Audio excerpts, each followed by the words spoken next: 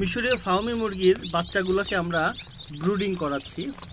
এটা হচ্ছে আমাদের ব্রুডিং এর জায়গা, চারপাশে দেখেন ঘেরাও দেয়া আছে এবং এই মুরগির বাচ্চাগুলো যেন ভালো মতো খাইতে পারে এই জন্য এই যে খাবারগুলো তারা আশেপাশে ছড়ায় ছিটে দেওয়া আছে যেন ভালো মতো খায়। এবং দেখেন পানি খাচ্ছে তারা, হ্যাঁ খুব সুন্দর করে খাচ্ছে। এবং এভাবে এই বাচ্চাগুলো বড় হচ্ছে এবং এই বাচ্চাগুলোকে প্রচুর যত্ন করতে হচ্ছে।